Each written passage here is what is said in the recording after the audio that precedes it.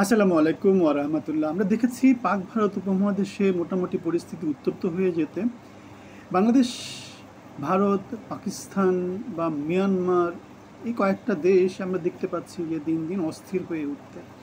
বাংলাদেশে তো জুলাই আগস্টে একটা বিদ্রোহ হলো, মায়ানমারে তো অনেক দিন ধরে আরাকান রাজ্য বা নানা রকম আশেপাশের রাজ্যে বিদ্রোহ চলতেছে। ভারতের নানা জায়গাতে অস্থিতিশীলতা আছে। সম্প্রতি জম্মু কাশ্মীর এলাকাতে ভারত পাকিস্তানের মধ্যে উত্তেজনা ছড়িয়ে পড়ছে। সুতরাং সব দিক বিবেচনায় আমরা দেখতে পাচ্ছি পাক ভারত উপমহাদেশটা অনেক দিন ধরে উত্তাল হচ্ছে এবং তার উত্তেজনার যে চরম পর্যায়ে সেটা আমরা দিন দিন এখন বেড়ে গেছে। এবং আমরা দেখতে পাচ্ছি ভারত পাকিস্তান মোটামুটি একটা যুদ্ধ পরিস্থিতিতে অলরেডি উপনীত হয়েছে। আর এদিকে কি হচ্ছে, মায়ানমার, বাংলাদেশ, এখানে কি হচ্ছে, সীমান্তে করিডোর তরিডোর অনেক কিছু নিয়ে রোহিঙ্গা প্রত্যাবর্তন, নতুন করে রোহিঙ্গারা নেয়া বা ডক্টর মোহাম্মদ ইউনূসের নানা রকমের যেই রাজনৈতিক এজেন্ডা সেগুলো দিয়ে মোটামুটি বাংলাদেশ এবং মায়ানমার সবাই মোটামুটি বেশ উদ্বেগজনক পরিস্থিতির মধ্যে আছে। এই অবস্থায় আমরা অন্যান্য দেশের কথা চিন্তা না করে বাংলাদেশের কথা চিন্তা করি। সো বাংলাদেশকে নিয়ে, যেহেতু বাংলাদেশে বর্তমানে যে সরকার আছে সেই সরকার যেহেতু ভারত বিরোধী, প্রচণ্ড রকমের ভারত বিরোধী, এবং ভারতকে আবার তারা কী করছে, নানা রকমভাবে তেলাচ্ছেও, কিন্তু সে তেলানো হচ্ছে পেপার পত্রিকাতে মানুষকে দেখানোর জন্য যে ভারত হচ্ছে অনেক দুর্বল, ডক্টর মোহাম্মদ ইউনূস অনেক শক্তিশালী। কার সাথে কিসের তুলনা, না কার সাথে কিসের তুলনা। সো বাংলাদেশ ভারতকে কী হিসেবে, মানে কী হিসেবে বিবেচনা করে আপনারা দেখতেই পাবেন। বাংলাদেশ থেকে কাউকে ভারতে ঢুকতে দেয় না, ভারতের ভিসা দেয় না, চারদিকে কাঁটাতার দিয়ে ঘিরে রেখেছে। সো বিএসএফ প্রচণ্ড রকমের মারমুখী সীমান্তে। সুতরাং আমরা দেখতে পাচ্ছি বাংলাদেশিদেরকে ভারতে তারা কোনোভাবে ঢুকতে দেয় না। তারা বাংলাদেশিদেরকে মোটামুটি সন্ত্রাসী, জঙ্গি হিসাবে তারা চিহ্নিত করে। আমরা মুম্বাইয়ের একটা কেসের কথা জানি, যেখানে সম্ভবত কোনো একজন চিত্রতারকা ছুরিকাহত হয়েছিলেন, সম্ভবত সাইফ আলী খান। সেখানে যে তাদেরকে ধরা হয়েছে তাদেরকে বাঙালি হিসেবে বলা হয়েছে, যারা বাঙালি। সুতরাং আর ডক্টর মোহাম্মদ ইউনূস ক্ষমতা আসার পরে বাংলাদেশে যে ভারতীয় বিশেষ সেন্টার ছিল সেটা তো বন্ধই করে দিচ্ছে। এখন মোটামুটি ভারতের সাথে বাংলাদেশের সম্পর্ক খুব বেশি গভীর নয়, বরং বলা যায় যে প্রচণ্ড উদ্বেগজনক অবস্থার মধ্য দিয়ে আছে। এর পরিপ্রেক্ষিতে ডক্টর মোহাম্মদ ইউনূস অনেক ধ্যান ধরবার করে ভারতের প্রধানমন্ত্রী নরেন্দ্র মোদীর সাথে একটা বৈঠক করেছিলেন, এবং সেখানে নরেন্দ্র মোদীকে তিনি অনেক রকমের নানা রকম অনুরোধ উপযোগ করেছেন, কিন্তু নরেন্দ্র মোদী সেগুলো সবগুলোই মোটামুটি প্রত্যাখ্যান করেছেন।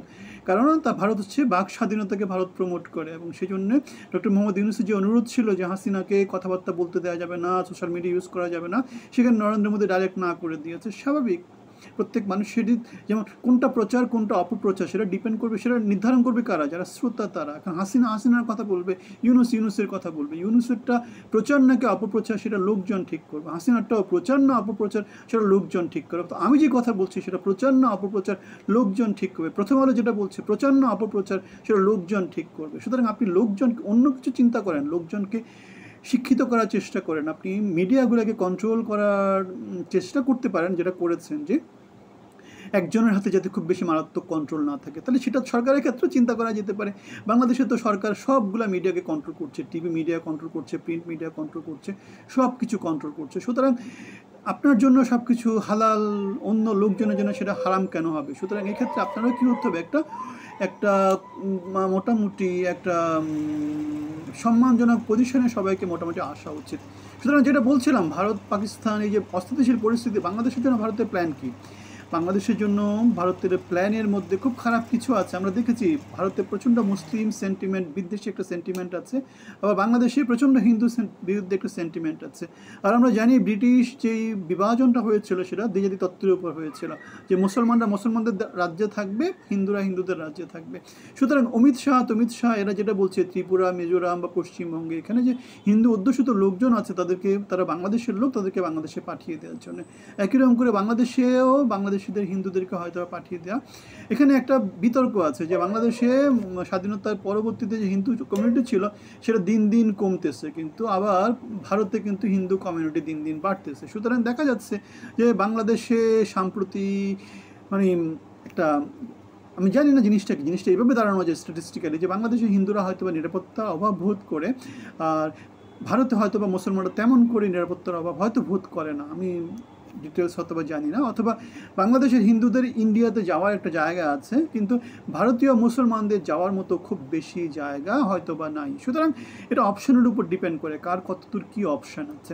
সুতরাং তার ভারতীয়দের বাংলাদেশকে নিয়ে প্ল্যান কি? বাংলাদেশিদের প্ল্যান হচ্ছে হয়তো বা যেটাকে বলে যেমন রোহিঙ্গাদেরকে যেমন বাংলাদেশে পাঠিয়ে দিয়েছে, বাংলাদেশি অথবা মুসলমান যারা আছে তাদেরকে হয়তো বাংলাদেশে পাঠিয়ে দেবে।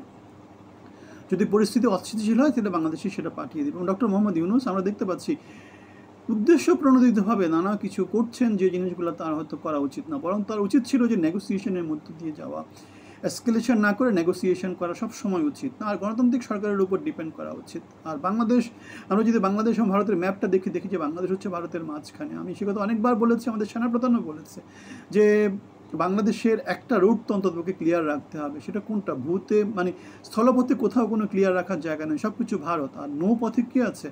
নৌপথে ভারত হয়তো বা যেটা করতে পারে, যদি দখল করে নিয়ে, মানে যেহেতু আন্তর্জাতিক জলসীমা আছে, সুতরাং যেটা হবে বাংলাদেশের পক্ষে সার্ভাইভ করাই কষ্ট হবে। সুতরাং বাংলাদেশের নৌশক্তি বৃদ্ধি করা বা বড় ক্ষমতাধর কোনো সুপার শক্তির সাথে কোনো একটা দ্বিপাক্ষিক সম্পর্কে যাওয়া বাংলাদেশের জন্য, বাংলাদেশের স্থিতিশীলতার জন্য অনেক বেশি দরকার। বাংলাদেশের বর্তমান যে ন্যাশনাল সিকিউরিটি অ্যাডভাইজার খলিলুর রহমানের মনে হয় এদিকে মনোযোগ দেওয়া উচিত। আপনাদের মন্তব্য থাকলে মন্তব্য জানাবেন। ভালো থাকবেন, ধন্যবাদ।